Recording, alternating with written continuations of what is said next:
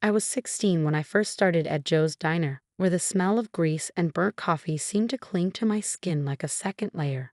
Back then, life was a balancing act on a razor's edge. Mom had just been diagnosed with MS, her body betraying her inch by inch. Dad, he'd already checked out, drowning at the bottom of a whiskey bottle long before I even realized what abandonment felt like. That left me and my little brother Tommy, who was just 10 and too young to understand why his world felt so cold. "Ammy, sweetheart," Mom would say from her wheelchair, her voice trembling as much as her hands, "you don't have to work. You should be focusing on your schoolwork." But I'd just smile, kiss her on the forehead, and grab my apron. The textbooks in my backpack would wait for the few precious moments between shifts when I could sit down and catch my breath. Poverty isn't just about empty stomachs or drafty rooms. It's a constant, suffocating weight pressing down on you, tightening with every overdue bill and every school expense you can't afford. I lived in fear of the phone ringing, bracing myself for another collector. And every time Tommy needed shoes, I found ways to make my portion stretch or disappear entirely. Dad would stumble home late, trailing the stench of cheap booze like a cloud. He'd leer at me from the kitchen doorway while I painstakingly counted out bills at the table. "You're just like your mother," he'd mutter, slurring every word. "Always worrying about money. Life's too short, kid." Then, like clockwork, he'd collapse on the couch, leaving me to clean up the mess. Whatever it was this time. By 18, my life was a patchwork of exhaustion. Mornings slinging coffee and pancakes, evenings bagging groceries, weekends scrubbing strangers' floors. My grades barely clung to passing, but we survived. Tommy was growing up, Mom's medication stayed stocked, and somehow we kept going. Until the day everything unraveled. I was restocking cereal boxes at the grocery store when a sound stopped me cold. A laugh. Not just any laugh, but Mom's. Only it wasn't the weary, painless chuckle I'd grown used to. This was full and melodic, like it belonged to a stranger. I rounded the corner, curiosity tugging at me, and froze. There she was, standing, yes, standing, next to a cart overflowing with organic produce, high-end cheeses, and wine bottles that cost more than my monthly pay. Her hair was styled, her clothes screamed designer, and not a single trimmer betrayed her hands.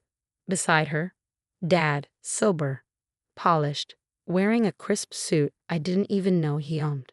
"Don't forget we need more for the beach house this weekend," she said, tossing a $50 bottle of Merlot into the cart. "The Hendersons are coming." The beach house? The Hendersons? I felt like I was watching strangers wearing my parents' faces. Just that morning, Mom had been in her wheelchair, apologizing for being a burden. Now she was gliding through the store like she owned it.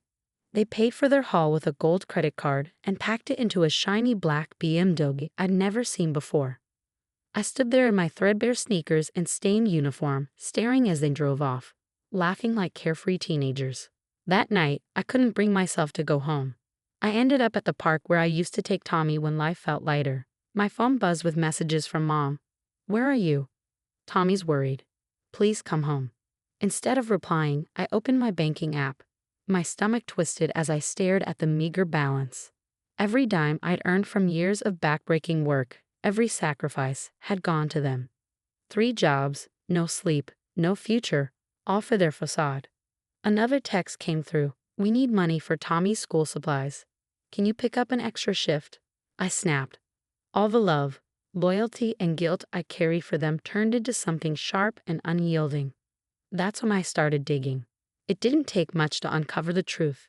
The beach house wasn't rented. They owned it outright. Dad's drunken, aimless act, a cover for his side business as a consultant, and Mom's MS, a performance so convincing it could have won awards. They orchestrated everything, feeding me lies to keep their golden goose laying. I sat on that park bench until the sun came up, watching the shadows of my childhood shift into something monstrous. Every sacrifice I'd made, every dream I'd abandoned, had been for them. For their greed. But I wasn't going to stay their victim, not anymore. If they lied to me, it lied to others, and I was going to expose every last truth. I started documenting everything. Every lie, every hidden bank account, every fake doctor's appointment. My phone became a treasure trove of evidence, Videos of mom walking effortlessly when she thought no one was looking, photos of dad holding court in expensive restaurants while claiming he was at AA meetings. But it was Tommy who delivered the most damning revelation. One night, as I checked on him before bed, he tugged at my sleeve. "Amy," he whispered, his voice barely audible. "I need to tell you something." "What is it, buddy?" I asked, kneeling beside him. His eyes filled with tears. "Mom and Dad, they make me lie to you." My stomach turned. "What do you mean?" Through choked sobs, he confessed it all. How they coached him since he was little, teaching him to act like we were poor whenever I was home. How they bought him 2 sets of everything, shabby clothes for our house and designer outfits for when they took him to their real life. How they promised him a car for his 16th birthday if he kept their secret. They said it was a game, he cried. "But it's not fun anymore. I hate it, Amy. I hate watching them hurt you." I hugged him tightly, fighting back my own tears. His words shattered what little illusion I'd been clinging to. This wasn't just about money, it was calculated, psychological manipulation inflicted on both of us. The next morning, I called in sick to all 3 of my jobs for the first time in years. Instead of working, I went to the library determined to uncover the full scope of their deceit. What I found left me reeling. Dad's consulting business wasn't just lucrative, it was worth millions. They owned properties across multiple states, beach houses and condos I'd never known existed. Mom's medical records? Spotless. No trace of MS or any other condition. The years of struggle I'd endured were a farce designed to keep me in the dark. But the real betrayal was buried in old bank records. Monthly deposits, large ones, had been coming in from my grandmother's estate, my dad's mother who'd passed away when I was too young to remember her. She'd left her entire fortune to me and Tommy, meant to be ours when we turned 18. I was 20 now. For 2 years, Dad had kept my inheritance hidden, funneling it into his own accounts while I worked myself to exhaustion. That night, Mom called a family meeting. She sat in her wheelchair, the picture of fragile concern. "Amy, sweetie," she began, her voice dripping with insincerity. "We're worried about you. All this work, it's too much. Why don't you move back home? Let us take care of you." I stared at her, then at Dad, slouched in his chair like a man defeated by life. Tommy sat silently, his eyes downcast. "That's funny," I said, pulling out my phone. "Because I've got some concerns too." I tapped the screen, playing the video of Mom standing in the grocery store, laughing and loading expensive groceries into their cart, their faces drained of color. "How dare you spy on us?" Mom snapped, her syrupy tone gone. "After everything we've done for you." I laughed bitterly. "Everything you've done for me? You mean stealing my inheritance, forcing Tommy to lie, making me work 3 jobs while you lived in luxury?" Dad straightened, the drunkard act falling away like a discarded mask. "Now listen here." "No," I said sharply, cutting him off. "You listen. I've contacted a lawyer. I have proof of everything, the fraud, the hidden accounts, the fake medical claims, and tomorrow morning, I'm going to the police." That's when Mom did the unthinkable. She stood up from her wheelchair and slapped me across the face. The room went silent. Tommy gasped. Dad's expression hardened into something cold and calculating. "You ungrateful little—" Mom began, but I interrupted her. "I've already sent copies of everything to my lawyer," I said, my cheek stinging.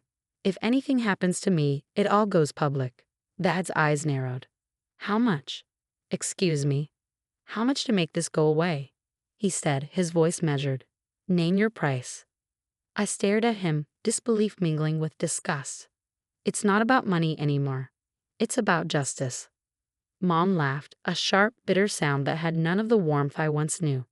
"Justice? Go ahead, tell everyone. See who believes you.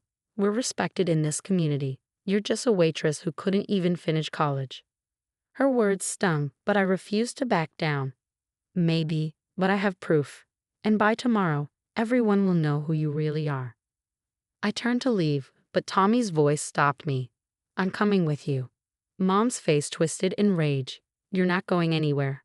Sit down." But Tommy stood, grabbing a backpack he'd packed in secret. He walked over to me, his jaw set in defiance. "I'm done lying." As we walked out, Dad's voice followed us. "You'll regret this. Both of you." We didn't look back.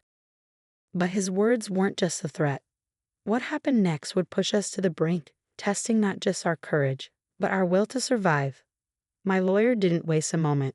By morning, legal proceedings were in motion. Dad's response was swift and brutal. He froze all accounts, including those holding the money I'd earned myself. Then came the smear campaign. Local father heartbroken. Daughter fabricates lies about disabled mother. The headline screamed from the front page of the local paper.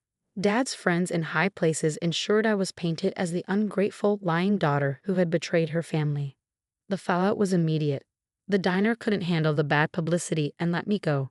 The grocery store cited company policy as the reason for firing me. Even my house cleaning clients stopped returning my calls. Tommy and I moved into a cheap motel, living off the emergency savings I'd worked so hard to build. But Dad underestimated one thing: people talk. And servers, grocery store workers, and housekeepers, they see everything. The first to step forward was Sarah, a server at the country club. She had videos of Mom playing tennis, her movements fluid and quick. Next, King of LA, who recalled Dad's frequent visits to the beach house. Soon, a flood of evidence poured in. People tired of watching the wealthy abuse their power. The final blow came from an unexpected source. Dad's longtime secretary, Linda. "I've kept quiet for 20 years, she told me, handing over a thick folder. "But watching them destroy you, I can't anymore."